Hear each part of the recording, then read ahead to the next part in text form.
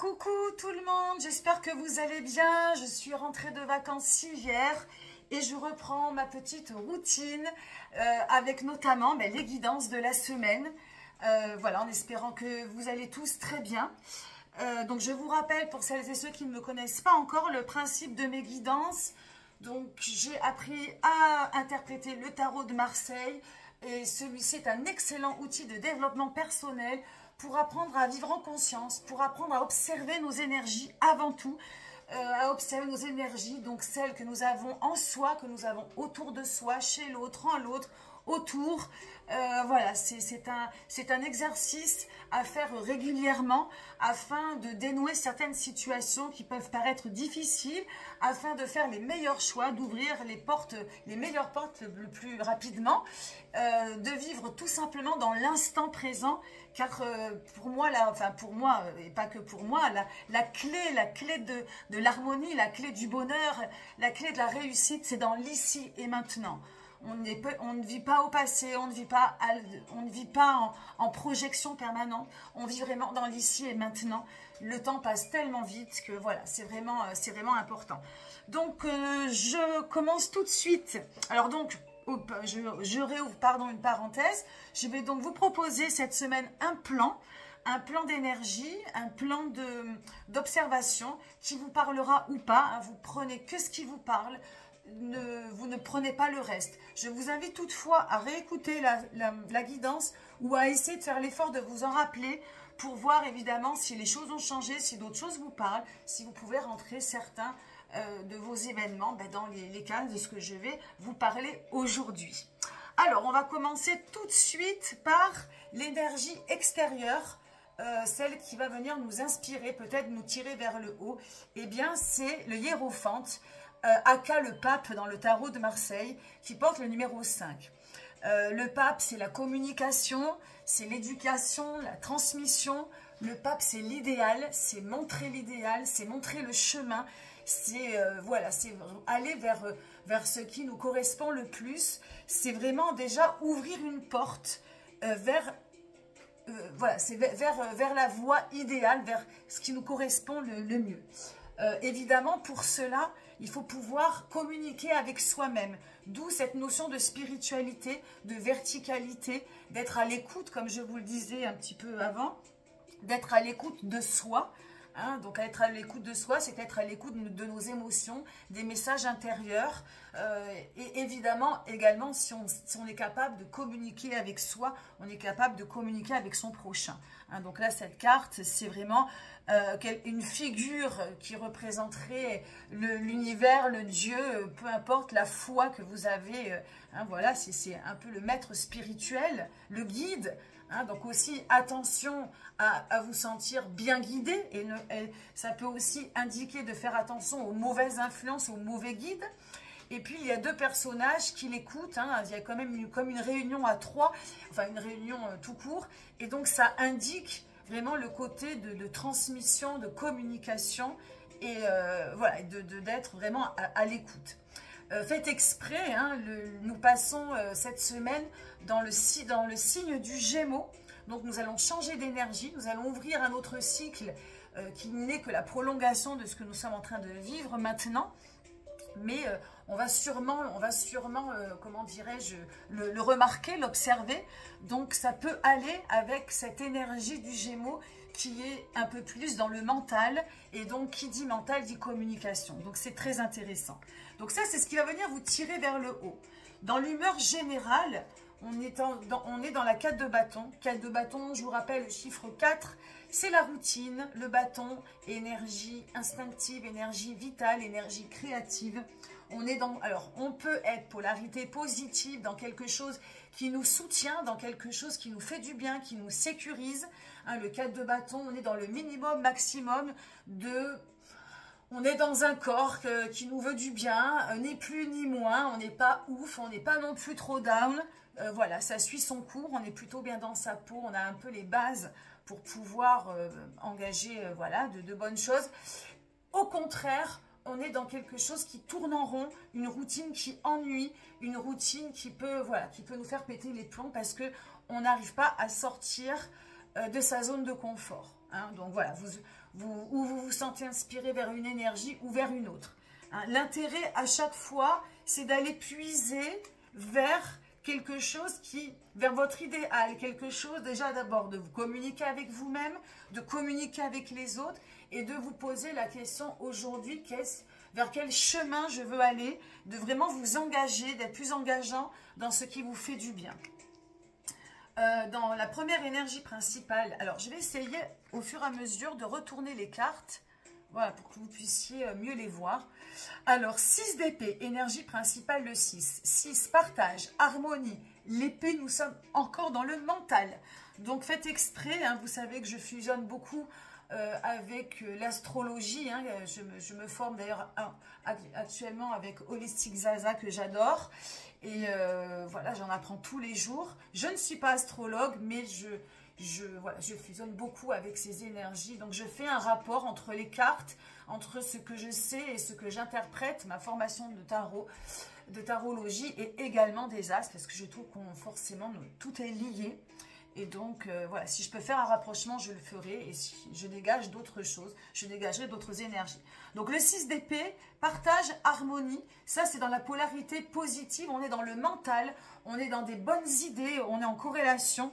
Donc, pareil, hein, si on communique bien avec soi-même, on est capable, du coup, de partager ses idées. On est dans une bonne fusion, un bon ancrage dans le mental. Et on est capable, donc, de le partager autour de soi.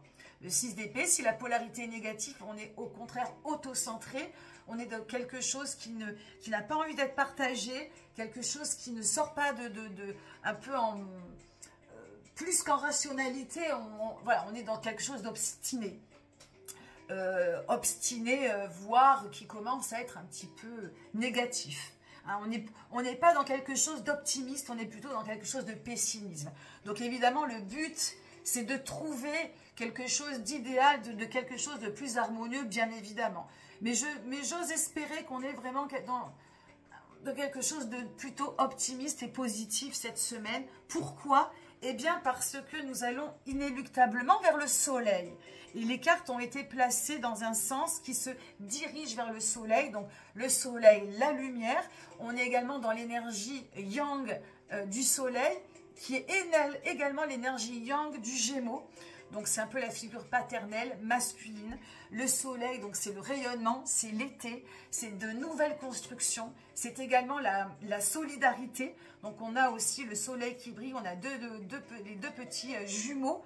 Hein, donc, c'est aussi pour moi une sorte de communication, de communion. Cette carte aussi nous indique de couper avec le passé pour vraiment s'engager encore plus vers l'avant. Donc, hein, je rappelle aussi, pareil, hein, l'énergie donc de communication, du pape. Et ce soleil donc va venir ouvrir un nouveau cycle. Ouvrir un nouveau cycle, comme on va changer un petit peu d'énergie, on va de l'avant. Donc le soleil porte le numéro 19, on finit bientôt un cycle, donc on est vraiment dans quelque chose qui va venir s'épanouir, qui va venir rayonner, et donc voilà, solidarité, amitié, construction, couper avec le passé pour davantage s'engager vers quelque chose donc de brillant, de lumineux. Le soleil revient dans nos vies et c'est tant mieux. Donc ça c'est super. En ce qui concerne le piège à éviter, c'est la reine de denier. Donc la reine de denier, elle va peut-être indiquer aujourd'hui la matière. La matière, c'est ce qu'on a vécu dans le taureau, c'est ce qu'on a vécu avec nos 5 sens, c'est ce que l'on garde de ce formidable mois de mai que nous venons de passer avec le mode épicurien, le mode moment présent, le ralentissement. Cette reine de denier, pour autant, elle est figée sur ses objectifs et un peu presque obstinée sur ce qu'elle a. Donc pour moi, le piège à éviter, c'est de rester trop renfrogné, trop obstiné, trop, encore une fois, je répète le mot, enfermé hein, dans ses acquis. Et ce qu'on va plutôt demander, c'est de s'ouvrir, de prendre des risques, d'avoir moins peur et de lâcher un petit peu peut-être le matériel vers peut-être des choses plus mentales, plus dans la communication, plus peut-être aussi le 5, c'est la curiosité du 5, la curiosité du Gémeaux. On est de toute façon dans cette énergie pour tout le monde.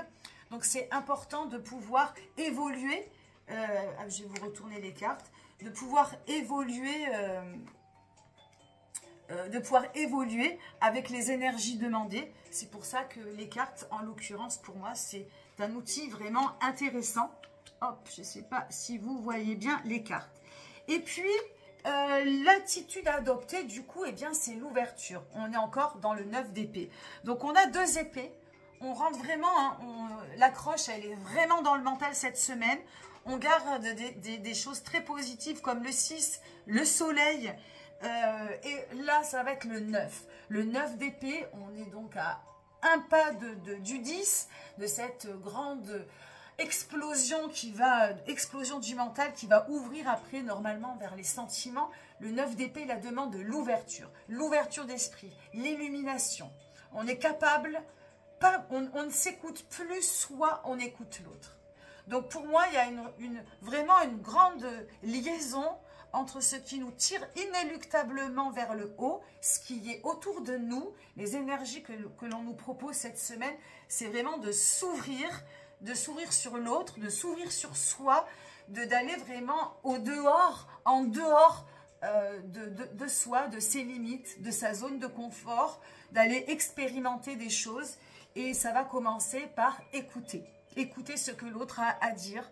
On sort un peu de son obstination, le zoom est vraiment très zoom, pardon, et de sortir de la matière, de sortir de ces obstinations, de ces affirmations, et de tenter d'écouter l'autre, de ce qu'il a à dire.